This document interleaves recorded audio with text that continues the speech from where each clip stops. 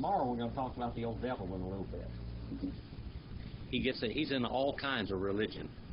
The devil is very prominent. The devil is very prominent. Well, we're in the book of Bereshith, beginnings. 30 and verse 21. 30 and verse 21. Genesis 30 and verse 21.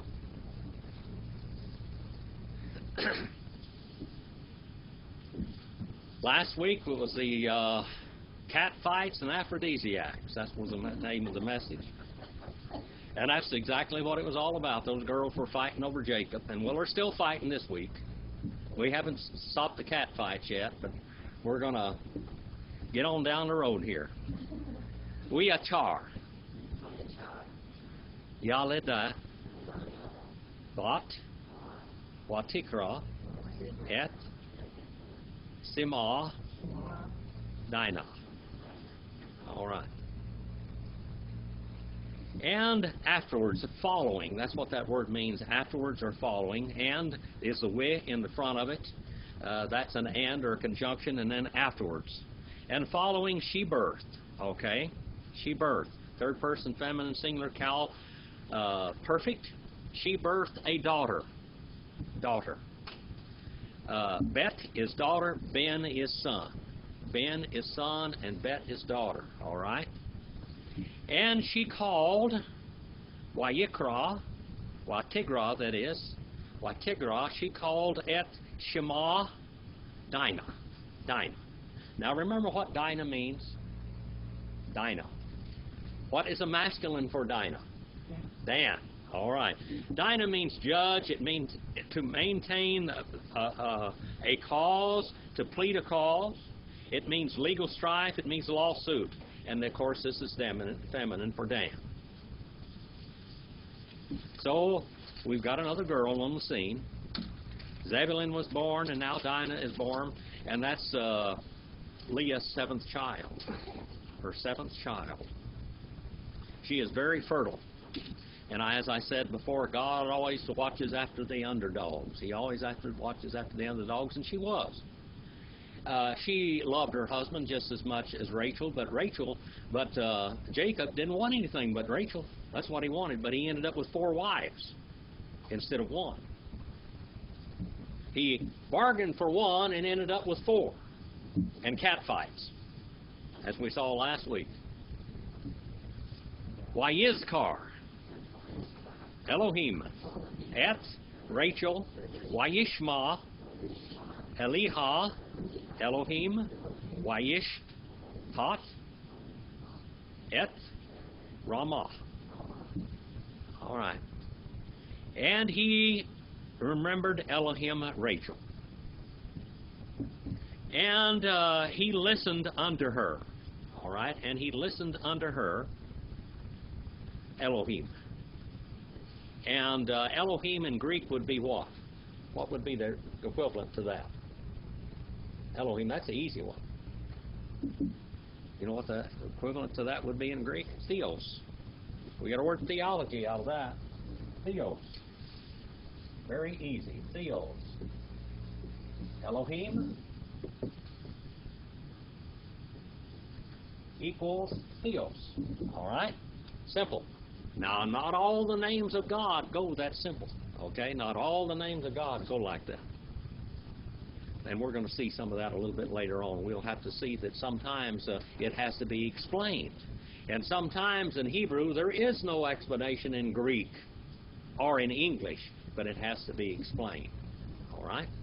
The name Jehovah, what is the equivalent of that in Greek?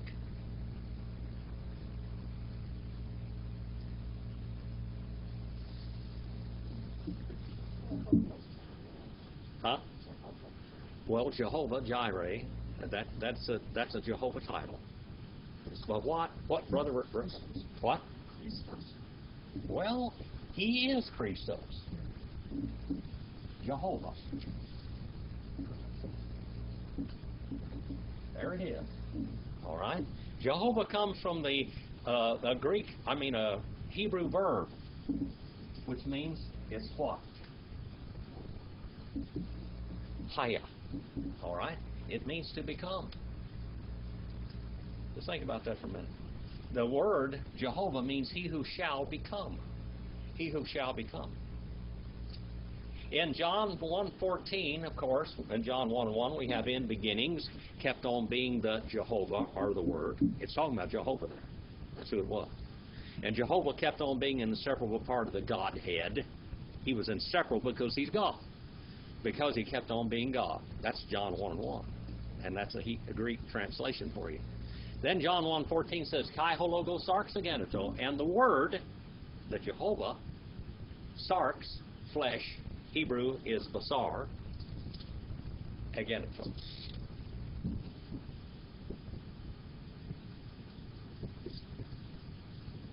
That's it, agenito. Agenito means he became. There you are. He became. Jehovah means he who shall become, and in John 1:14 is the fulfillment of the Jehovah title. The word, the Jehovah, hologos, kai hologos, sarx, agenito, and the Jehovah, flesh, he became. How many people that was straightened out in Jehovah's Witness? The Jehovah's Witness can't get past John 1:1 and John 1:14. It's over. The argument is over. Well, it don't make no difference. You're not going to get past it. It's done. The argument is done. John 1:18 finishes it off thoroughly. John 1:18.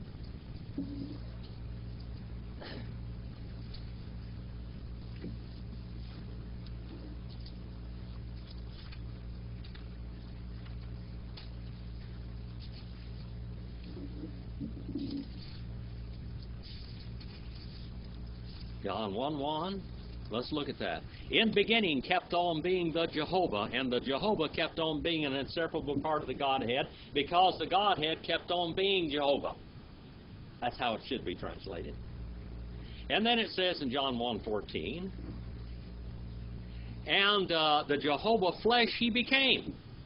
There is your equivalent in English for the word Jehovah. The flesh he became.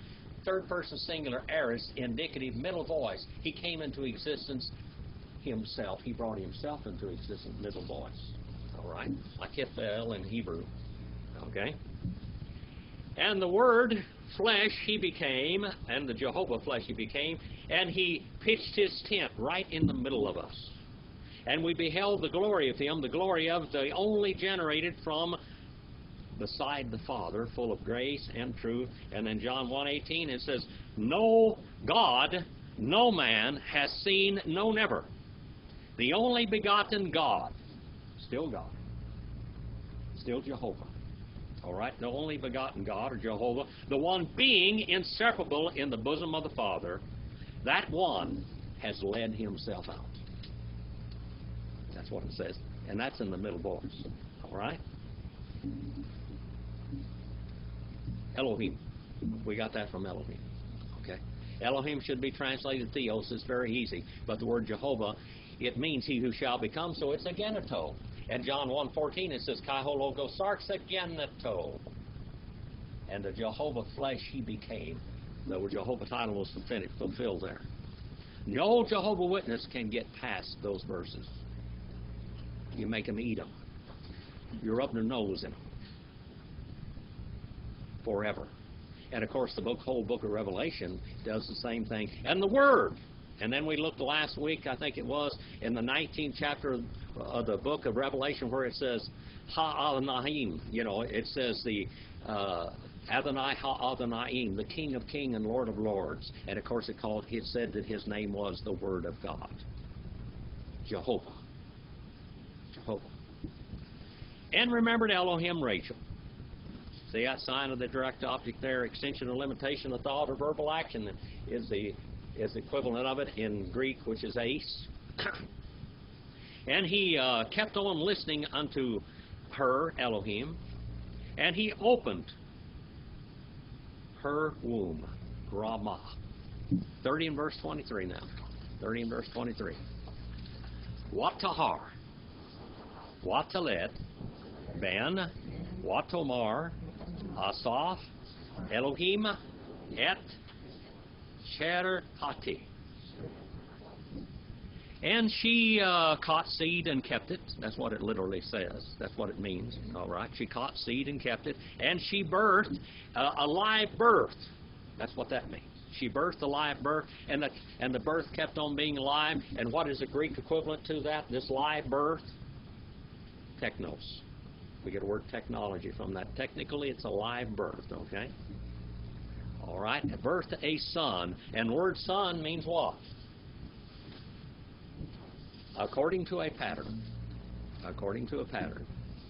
And daughter means according to a pattern too, because it's Bet. All right.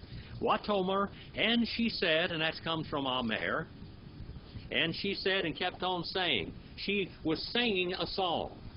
And she kept on saying this over and over again. Remember those girls, how they get up, last week we talked about them getting up on the street corner, up on a high rock and said, Jehovah has remembered me. God likes me better than he does her. All this stuff, you know, they're crowing. He has removed. Aseph, he has removed. Third person masculine singular, Cal perfect. Elohim. Et, sign of the direct object. My reproach. My reproach. Rachel gives birth and is happy, happy, happy. Happy, happy, happy. And by the way, as far as Jacob's concerned, this is the only son he owns. This is it. Jacob's his son. This is the one that he wanted. This is the woman that he wanted. This is the child he wanted. All the rest of them are extra. This is it. And he loves him beyond everyone else. And that's kind of hard on kids. But he did. This is the woman he loved. This is the child of his love. This is his love child. This is it. This is the one he wanted. This is the one he bargained 7 years for. And it said he worked, and it was as if it was a few days. Remember? Watikra. Et Shemo Yosef. Lemor Yosef Tavar. Now that's what we're going to call that word, because that means word. Jehovah means word. Okay? Hadavar, the word. And in John 1:1 it says, in the beginning was the Jehovah, or Hadavar, or the word. That's exactly what we're talking about right here. John 1:14, Ageneto. And Jehovah, the one who shall become, became. Davar, Li, Ben, Acher. All right, and she called name. She called name. The word name there, it's page 1027 and 28 in Brown, Driver, and Briggs. It means monument. It means pillar. It means name. It means fame also. All right? Your name is what gives you fame or infamy. One or the other. You become infamous by name or famous by name. One or the other. Of course, we know Joseph. Yosef. Yosef. Say Yosef. Yosef. Yosef saying, Lemor, may add, may increase. That's what Joseph means. It means decrease, to multiply. Just think about it. It means to increase, to multiply, to add, to become rich. That's what Joseph means, to become rich. Jehovah, to me. All right? The word, to me. A son, another. That one, achere, or archer, it means one following. All right, one following. Rachel's womb was open, and she knew that Jehovah had mercy upon her. 30 and verse 25. Wahi, Ka'asher, Yalida. See, it's not so hard, this Hebrew, is it? You just say it fast. Rachel. And Marilyn. After 6 years, you came into the classroom one time and you said, I can read this, when she was talking about Greek. She never studied a word of it at home. And she could read Greek. And if you stay in this 6 years, you will read Hebrew, just like that. And you will read Greek. You just get exposed to it for 6 years and you will learn it. And you won't know what happened. You just learned it because you were exposed to it. All right. Rachel, et Yosef, Wayomer, Yaakov, El Laban, Shalehene, We Elika, El Makomi, Yule Atsi. That's on the next page. Wahi, and became. Now look at that word right here. This word here, the root of this word is Haya. Became. All right? And became when she had birth, Ka-Ashur, when she had birth. That comes from ki, by the way, in Ashur. That word there is made up between two words, ki and Ashur. Ka-Ashur. She had brought forth and birthed a live birth. Rachel, Joseph. And he said, Jacob unto Laban. What's a Laban mean? Whitey. What's Jacob mean? One who follows the heel. One who follows the heel. Send me away. Send me away. And look at that word there, send me away. It means shoot me.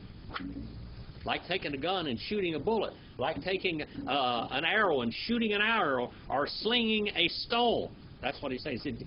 And what tense is it in? In the PL tense. PL is with great intensity. He said, run me off. Send me out of here. Shoot me back toward my house. Shoot me back home. All right? Send me away. That word shalak means to shoot. Masculine and singular PL imperative. And he says in the imperative mode, that's a mode of command. And allow me to walk.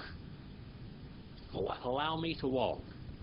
First person construct called cohortive. Allow me to walk unto place, Mikoma, unto my place, and to my land, Eule Artsi. That comes from Aretz. All right, Eule Artsi, and to my land, my country, Artsi. 30 and verse 26 now. Tina, et, Nashe, Wiet, Yilade, Asher, Avoti, Otika. I had an aunt named Otika one time. That's the Indian word. Chickasaw. Behen, We Elika, Ki, Ata, Yadata, Et, Abodati, Asher, Abodatika. All right. Now, we're not going to get much further than this one tonight. I'm going to tell you, we're going to get to the next verse because the next one is a great big explosion. In the original language, sometimes things just jump out and grab you. And we're going to see that in just a minute. Tina means to give. Masculine singular cowl imperative. Give my wives. Give me my wives is what he's saying. And sign a direct object. And my children, my birthed ones, which I have served you for them.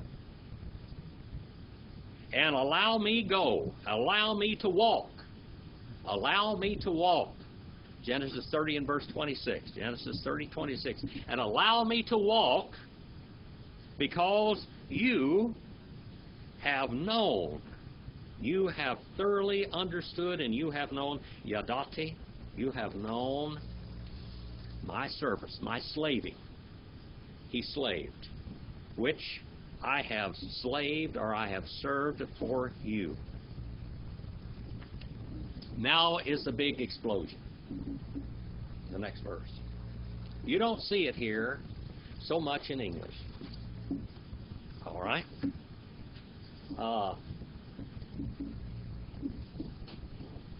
We'll read that in the Hebrew first. And then we're going to go to other verses so we can understand it. Because this one's got a lot of dynamite in it. Dynamis. The word dynamite comes from the Greek word dynamis, right? Says to see how it just comes right. That means powerful. Okay, a lot of power in it. Wayomer, Elah, Laban, Nah, Masatsi, Ken, Be'enika, Nichashti. Say that, Nichashti. Waiva Rakenu. Rakene. Davar. Big Lalika. All right. This is quite a word. And he said and kept on saying unto Laban, if I please, if I beg you, if please, I have found favor, that's can. The word for in Greek, that word is charis, which means grace. Grace. Or saved by grace. That's the word right there. Okay? If I have found grace or favor in your eye, be'anika, and then we have a word here. The root of that word is nahash. Nahash. Nahash. Let's go back to the book of Genesis. Okay? We're in the book of Genesis. Let's go back a little further in the book of Genesis, the 3rd chapter. And the woman said, Vina hashishiani. I forgot my Hebrew Bible, the other one, but I got enough here to do it. 3.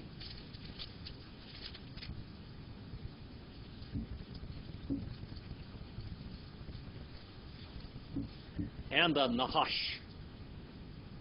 And the Nahash became more crafty, more subtle, more deceitful, more foxy, more naked, more profane. That's all in that word right there. Than any of the beasts of the Shaddai of the field, which Jehovah Elohim had made. And he said to the woman, indeed has God said, you shall not eat from any tree of the garden. And the woman said to Nahash, from the fruit of the trees of the garden we may eat, but from the fruit of the tree which is in the middle of the garden, God has said, you shall not eat or touch it unless you die. And the Nahash said to the woman, you surely shall not die. For God knows that in the day that you eat from it, your eyes shall be opened, and you will be like gods. You will be like gods, knowing good and evil. And the woman saw the tree was good for food, and that it was a delight to the eyes, and the tree was desirable to make one wise, and she took from its fruit, and she ate, and she kept on eating, and she kept on giving to her husband with her, and he kept on eating, and he kept on eating, and he kept on eating, and he kept on eating, and he kept on eating. That's what it says in Hebrew. Then the eyes of them both became opened, and they knew that they became naked. They became naked. They became aron. They became deceitful. They became profane. They became naked. They became deceitful. They became thieves. They became foxy. They became lewd. That's what all is in that term right there.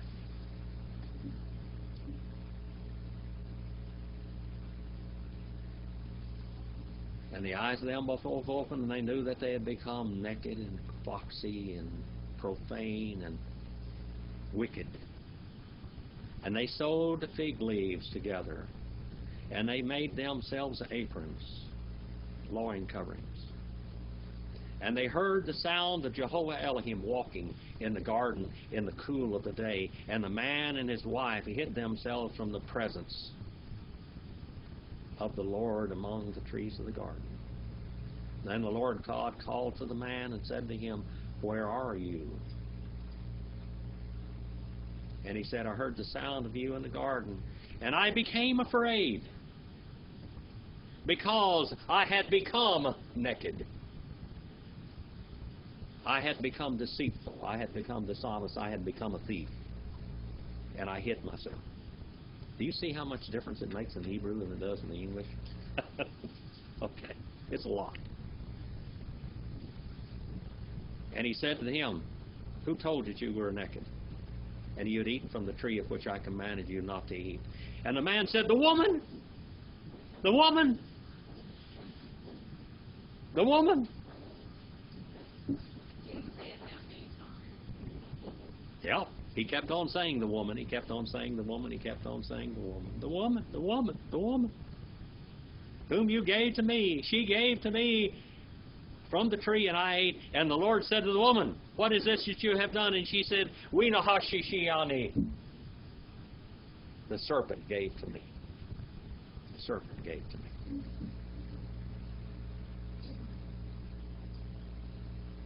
The serpent deceived me, and I ate. And the Lord God said to the Nahash, cursed you are above from all the cattle, way above and beyond, and more than every beast of the field, and upon your belly you shall walk, and in the dust of the ground you shall eat your food all the days of your life. And I will put active hatred, this is the first promise of the Messiah right here, and I will put active hatred between you and the woman, and between your seed and her seed, and he shall bruise you with a deadly blow as to the head, and you shall bruise him as to the heel. And to the woman he said, I will greatly multiply your pain in childbirth, and in pain you shall bring forth children, and your desire shall be to your husband. Boy, wasn't that what's going on over here in the last few verses? The women were fighting over him. They were fighting over Jacob. And he shall rule over you. Now let's go on a little further. Now let's go to Acts the 16th chapter and verse 16. Acts the 16th chapter and verse 16. In the New Testament. Heikaine diatheke. Okay? Heikaine diatheke. Do you like this? We haven't even said what's going on here yet. We're going to get ready to open the door pretty soon. We're going to see what's in the room.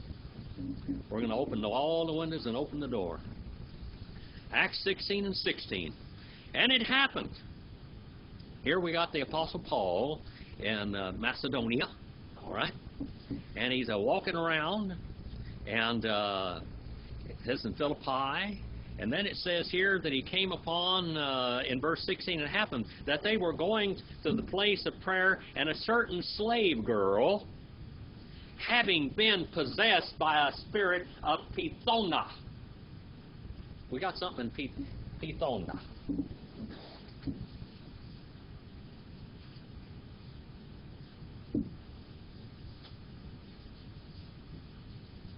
Pithona. That one doesn't write very well. Pithona. What word in English do you think we have that comes from that word? Huh? What word might come from Pithona? We have a word in English that comes right out of this, a big snake. A python. Pithona, the great snake. In Hebrew, it'd be Nahash. Say that one. Nahash. Nahash. I used to get the little kids. I used to teach right in front of the church and taught junior church, and we'd go down on their level, and we'd do this, and they love to learn these words. Nahash. That comes from your throat. Because Nahash means to whisper. To whisper. To whisper. To deceive. It means all of those things. It means to whisper in your ear like a conscience, like the old devil when you see something and you're on a diet and you see chocolate. And you hear in your ears, chocolate. You see all of this, okay? Following her masters, she has a spirit of a Pithona. She met us and was bringing her masters much profit by fortune telling, by soothsaying. And how it happened? What would happen here? Well, this happened many times in the ancient world. It happened back in the book of Kings. Happened back there. what would happen is that the spirit of a demon would possess a person, okay? And that the person would talk to her masters, and she would speak to them in an unintelligible language to everybody else, but they would understand what she meant, and they would say where Uncle George had planted his gold, and he died without telling where his money was, or what if you're supposed to buy a piece of land, or whatever, should I do this, should I do that, or where was this, or where is my Uncle George, or Pete, or whatever, where is he now? We've lost contact of him, we don't know where he is he alive or dead? And she'd tell what was going on. Now let's go to 1 Kings. 1 Kings. 1 Kings, the 18th chapter. We are up on Mount Carmel. Mount Carmel. Okay? Mount Carmel. Here's Elijah, and he's got old Ahab by the ear.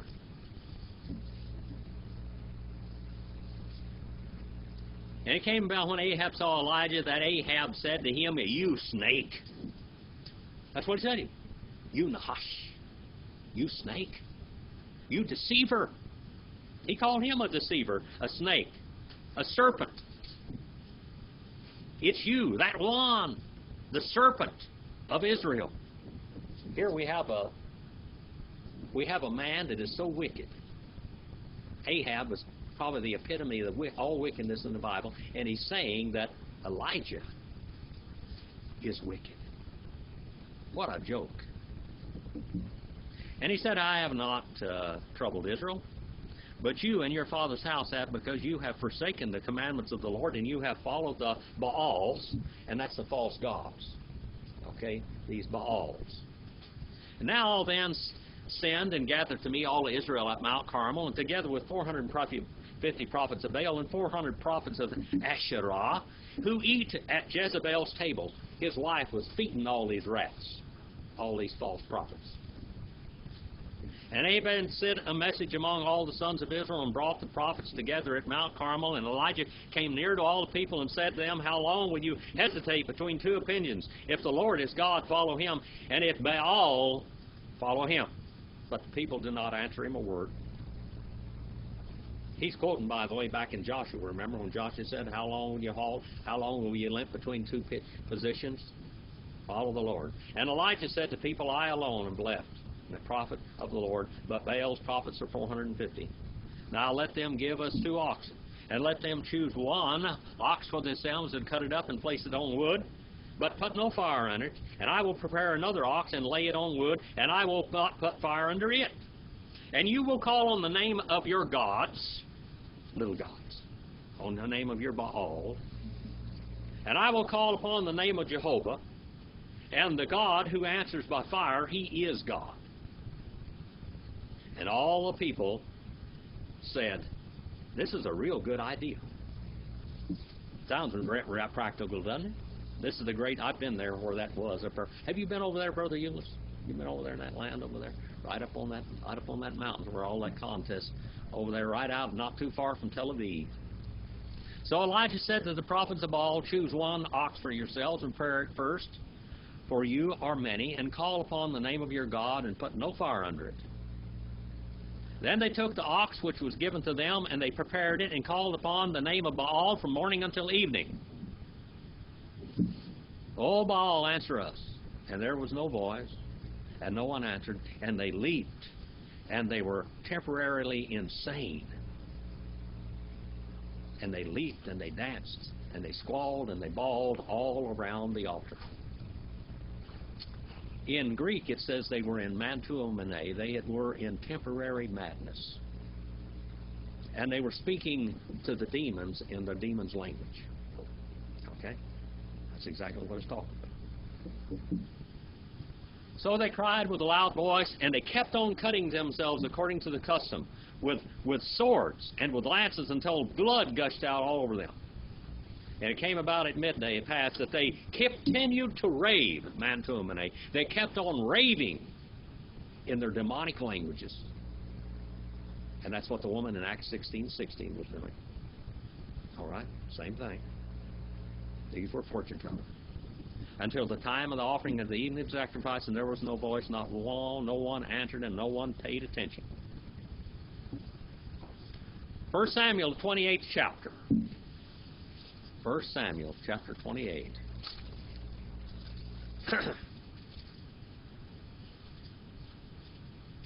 We'll hold our place here now, but we're going to go over there in 1 Samuel 28.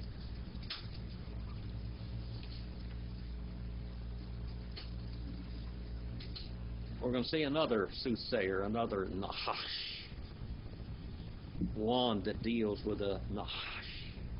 Okay. And Samuel was dead, 28 and verse 3. And Samuel was dead, and all Israel lamented and buried him in Ramah, his own city, and Saul removed from the land those who were mediums, and these were the Nahash followers. This is who they were. This is the one, the diviners. The spiritists and the mediums. Satan. Man is triune, like God is triune.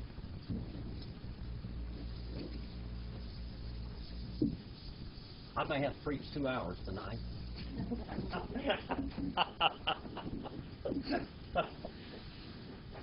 Man is triune like God is triune. Man is body, he is soul, and he is spirit. The spirit that you're born with, the spirit of rebellion, it leads you astray all your life. When you're born again, that spirit is kicked out and Spirit God comes into you. Okay? God is Father, Son, and Holy Spirit.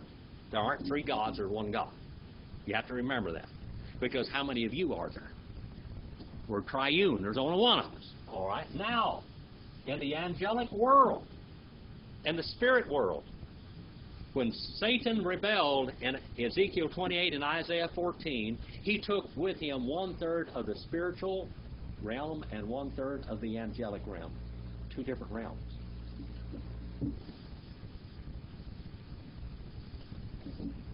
And there are 3 archangels, we believe. Lucifer, Michael, okay, and Gabriel. Who is over the information realm? Information. Who takes messages? Gabriel. This is where you get messages. Right there. Now, in the angels, they have form. Demons and spirits, they seek to dwell in animal or human flesh. We know that. Well, Gabriel, there are angels, and there are spirits in this realm. And we're talking about the spirits in that realm tonight. Okay? The messenger realm. Now, Michael is over what? The spirit realm. Now, those are very powerful. Michael is the most powerful of all angels. And over the physical realm, who is over the physical material realm? Lucifer. Now, I don't think that all of Lucifer's angels follow him, because we have guardian angels, don't we? We have guardian angels. I got them, but I wore them out. Well, I believe probably maybe 1/3 of these went out. Okay? And 1/3 of these went out, and 1/3 of these went out. Okay? Making up the whole realm of all of it. In the spirit realm and in the angel realm. Now, the most powerful and the most meanest of the spirits, and the most powerful, and the ones that are in the bottomless pit, the Bible talks about in the book of Revelation, the bottomless pit, they are locked up in the bottomless pit, are the ones from Michael's realm that left and followed Lucifer, because they're very powerful. Now, the information realm, if you get a message from a realm, if you got a real legitimate fortune teller, they're getting message from this realm right here. The fallen side of this realm, not from the good side. From the fallen side. All right? And then, of course, the material realm is Lucifer. Now, 1/3 of these left. of the spirit and the angelic realm. Now, demons means little gods, supernatural beings, okay? And spirits are not fallen. They are good spirits. Spirits minister for God. Spirits. You have spirit in you. If you're saved, it's a born-again spirit of God, and that's the spirit that's leading you into all truth, okay? Leading you the right way. Demon spirits are wicked spirits, okay? In these we have poltergeist, spirits that move things. They don't have form, okay? They don't have form, but they move things. They're powerful. These are what we call supernatural beings. And this world is as real as the chairs you're sitting on and the table you're sitting in front of. It's real as the earth you walk on. It's real. It's what we call tangible, that which may be touched. Now, when the Lord dealt with you to bring you to salvation, did you feel the Spirit of God dealing with your heart? Yeah, it's a real one. Were you troubled? Did you want to ask the Lord to save you and forgive your sins? Yes. That's all in the spirit realm, but it was real, wasn't it? Real. The assurance of your salvation is real.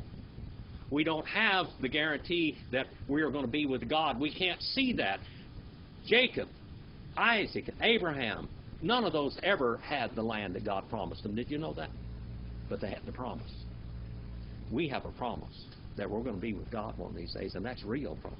It's real. It's for real. Now, this is the realms that we're dealing with right now. They're real.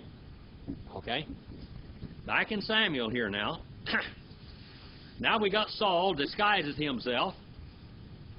He told him to look for a medium, a Nahash, someone that's dealing with the spirit realm. Because we have God's realm with, preachers and prophets of God, but since he didn't have a prophet of God anymore, he started looking at a prophet of hell from the bottomless pit. The fallen spirits, the fallen angels, these are the ones. And Saul told his servant, seek for me a woman who is a medium, that I might go to her and inquire her. And his servant said to him, behold, there is a woman who is a medium at Endor. Then Saul disguised him by putting on other clothes and went with the two men with him, and they came to the woman by night. Conjure up for me, please, and bring up for me whom I shall name to you. Remember over there in 1 Kings? They conjured up. They were talking to their demons. They were asking their demons to do this, but I tell you what, God had a squelch on them. He wasn't going to let them answer anything. Conjure up for me, please, and bring up for me whom I shall name to you, whom I shall say to you. And behold, the woman said, behold, you know what Saul has done, how he has cut off those who are mediums and spiritists from the land. And we talk about white witches. And we talk about people that are working with the sheriff's department and helping this and doing. These are I'm doing this by God. Baloney. No way. You want to talk to your dead uncle? If he got to heaven, you'll get there. If he went to hell, then if you're lost, you'll go there and you'll get to go to that same place. You won't get to communicate with him. But there's no way in the world you can talk to somebody. But spirits, demons, know everybody that ever lived. They can mimic your voice. They can do anything. They can. They know everything that ever happened on this earth. Everything that ever happened at any time.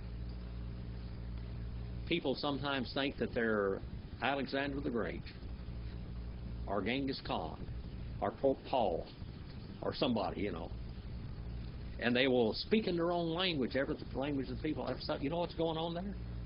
If it's for real, it's coming from the spirit world, not from God. Why are you laying a snare, a trap for my life to bring about my death? And Saul vowed to her by the Lord. He swore to God, by God's name, saying, as the Lord lives, there shall be no punishment come upon you for this thing. And the woman said, whom shall I bring up from you? And he said, bring up Samuel for me. Now, God is going to overrule this little situation, just like he did up on Mount Carmel. This woman had powers with demon spirits. She knew, she was familiar. She had a friend in the spirit world. A demon friend. A demon friend. And when the woman saw Samuel, she cried out with a loud voice. And the woman spoke to Saul, saying, "Why have you deceived me? For you are Saul."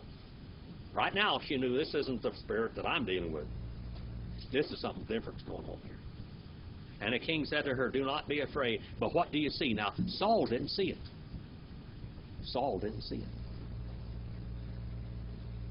You know, when Samuel looked to Saul and talked to him the last time, he said, "You will never see me again."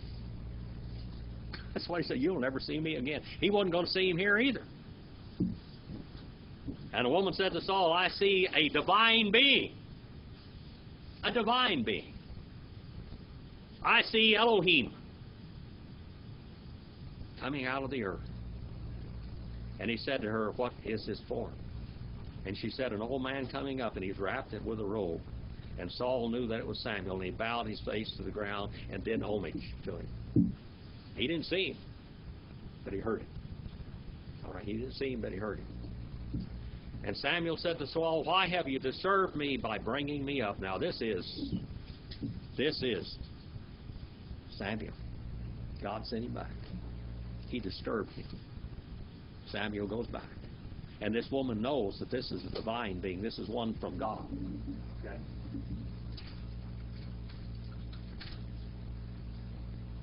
God sent Samuel back for a job. Some people think maybe Samuel is one of the two witnesses in the book of Revelation. Did you know that? Because he came back here. All right? I don't know who they are, so don't ask me. I can tell you about 17 or 18 of them, okay? All of them are legitimate.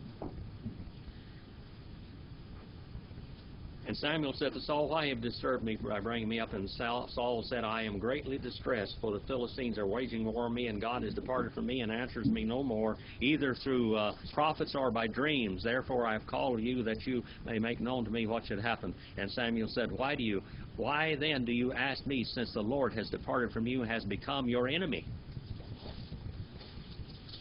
And the Lord has done according as he spoke through me.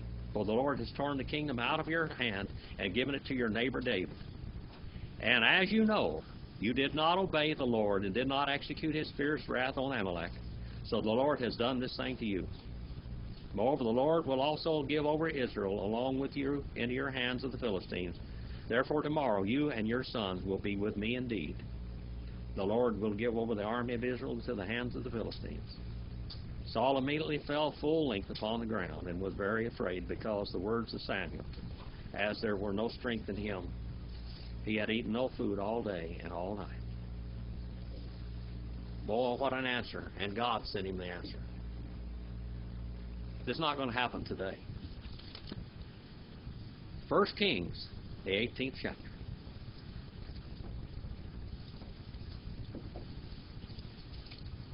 These people were gashing themselves, cutting themselves, and talking to their demons. And they weren't getting any answers, because God was in control right up on Mount Carmel this day. And here we have old Elijah. It said, took 12 stones according to the number of the tribes of the sons of Jacob, to whom the word of the Lord, Jehovah, all right, the word of the Lord, the bar of Elohim, and he said unto him, Israel shall be your name. And with the stones he built an altar in the name of the Lord, and he made a trench around the altar, and large enough to hold 2 measures of seed, about 22 quarts of seed, 5.5 gallons. And he arranged the wood and cut the ox in pieces and laid it upon the wood, and he said, fill the 4 pitchers with water and pour it over. In other words, fill the barrels up and pour it all over the burnt offering and upon all the wood. Now, you know what, Brother Euless, you've been up there in the woods on hikes and stuff. When you got real wet wood, you got a fire that won't start, don't you? That's right. And he said, do not do this the second time. And they did it. And then he said, do it a third time, and they did it. Boy, this is real wet now. Saturated. And water flowed around the altar and also filled the trench with water. Then it came about the third time, offering the evening altar sacrifice. The Lord Elijah the prophet came near and said, O Lord God of Abraham, Isaac, and Israel, today let it be known that thou art God in Israel, and I am the servant, that I have done all these things at thy word. And answer me, O Lord, answer me, that this people may know that thou, O Lord, art God, and that you hast turned their heart back again. And then fire of the Lord fell and consumed the burnt offering, and the wood, and the stones, and the dust, and licked up the water that is on. This is water that burned. Water doesn't burn, does it? But this water burned. God turned it into fuel, into naphtha, distillate. And when all the people saw it, they fell upon their faces, and they said, the Lord, He is God. Jehovah, He is God. All right. And then we have here, and Elijah brought all of these false prophets down to the brook Kishon and slew them there. And Elijah said to Ahab, go and eat and drink, for there is no sound of the roar of the heaven. That's going to rain now. Now let's go back to the book of Genesis. Back to the book of Genesis. And let's see what we got here in this verse. And he kept on saying unto Laban, please, I beg you, if I have found grace in your eyes. All right? And now he says here, Laban, he answers, and he said, I divined. I consorted with witchcraft. I have consorted with witchcraft. In this little book right here, this Jewish Publication Society is the Tanakh. Say Tanakh. Tanakh, that's the Bible. Okay? This is what they say. It's here in verse number 27. But Laban said to them, if you will indulge me, I have learned by witchcraft, by divination, by Satan himself, by Nahash. I have learned by divination that the Lord has blessed me because of you. Laban was a bad boy. Laban was a bad boy. We're going to find out more about Laban all the time. Why do you think that God told Abraham to get out of there? Because it was full of witchcraft and full of divination and full of wicked spirits and evilness. This is Gesenius Hebrew and Chaldee lexicon. Okay? Let's look at this word. Nahash.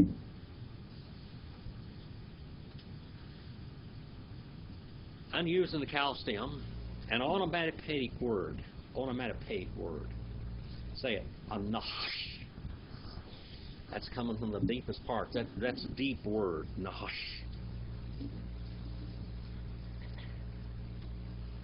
To hiss. To hiss. To whisper. Especially used of whispering of soothsayers. The PL stem. To whisper. To practice enchantment. To use sorcery and witchcraft. Leviticus 19 and 26, Deuteronomy 18 and 10, 2 Kings 17 and 17 and 21 and verse 6, and all the places in Acts 16 and 16 in the New Testament. Some understand this of ophimantee, a divination of by serpents. Serpents, they say, deceive and they hiss and hypnotize their prey. This woman in the book of Genesis in that garden was hypnotized by the hissing of the Nahash.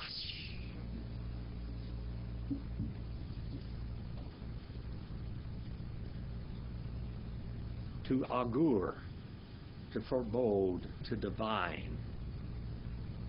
Onesomai, mantuomene.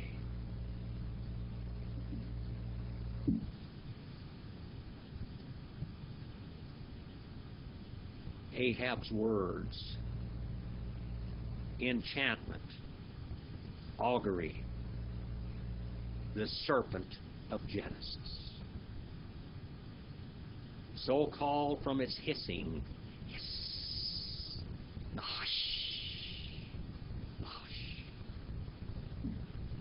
Genesis 3:1, Exodus 4:3, and 7:15. 2 Kings 18 and verse 14.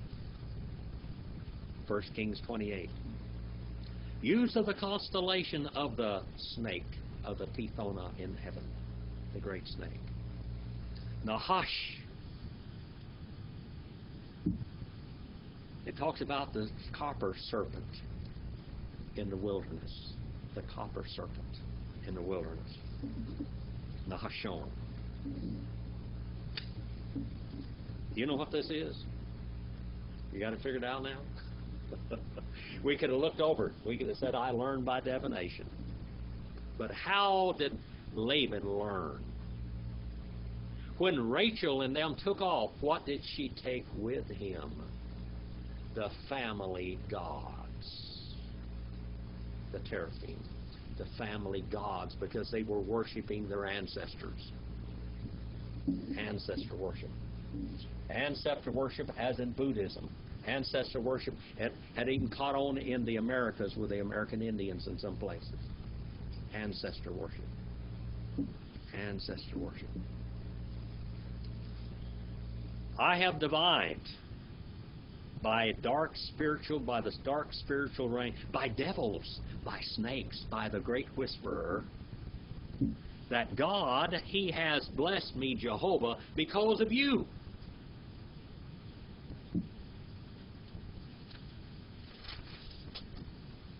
(30 in verse 28). 30 in verse 28. Wayomer, Nakiva, Sekareka, Ale, Tue'etenah. And he kept on saying, designate. That word means pierce. Show me plainly. Write it down on a contract. That's what the word pierce means. Write it down. Write it down. Scribe it. Scribe it. Scribe your wages upon me and let me go. Let me give. All right? Now let's look at the... anybody got the Amplified Bible here tonight? Anyone have an Amplified Bible? I think that's the one that was the app that John used. What? The Amplified Bible? Yes, the Amplified. I don't know how to use it. Oh, okay, well, I don't either. Brother Abe, do you have the Amplified Bible with you? You got it right there. Will you come up here and read that for me? Yeah, up here? Because they're not going to hear you unless you do. Or you want me to read it? You want? Okay, let me. Genesis 30. And where we have tonight, where we've gone so far tonight. 30 and verse 21 through 28. 30, verse 21 to 28. All right. 30, 21 to 28. Just real loud now. Get right over here by the microphones. 21. Afterward, she bore a daughter and called her Dinah. Mm-hmm. Yes. Then God remembered Rachel and answered her pleading and made it possible for her to have children. And now for the first time she became pregnant and bore a son, and she said, God has taken away my reproach, disgrace, and humiliation. And she called his name Joseph, may he add, and said, may the Lord add to me another son. When Rachel had born Joseph, Jacob said to Laban, send me away that I may go to my own place and country. Give me my wives and my children for whom I have served you, and let me go. For you know the work which I have done for you.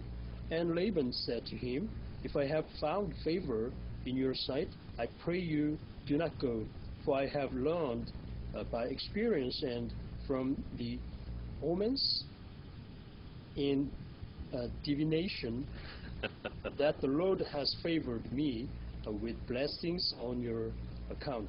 I keep on playing with the spiritual world, he said, and I'm aware that Jehovah has blessed me because of you, because I divined it by these spiritual omens from the dark side.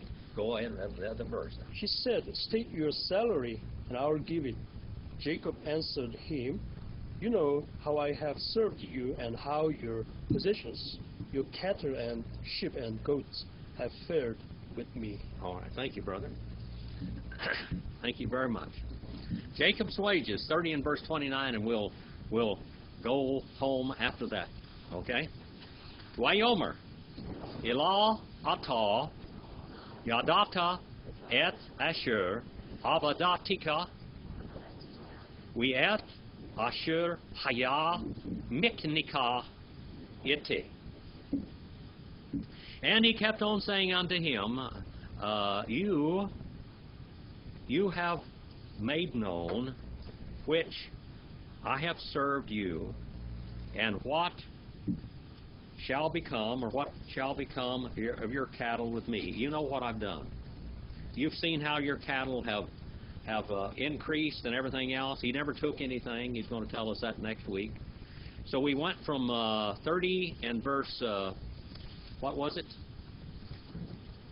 21, 30, 21, 21 through 29. All right. Thank you for enduring those hard seats. And I hope that God's Word has blessed you tonight. I hope you've learned something from it, because I'm going to tell you what, from the original languages, you can open up a lot of doors. And this door, I don't know whether you would have looked at it quite so well in any translation. When you go back and you look at it, I mean, even the Amplified Bible didn't quite get down there to the Nahash. But that is the term that we use. God bless you. Thank you for enduring the hard seats, and go out and do something eternal. Let's have a word of prayer. I'm going to turn you loose on the world. All right? You ready? Sharon, would you dismiss us in prayer, please?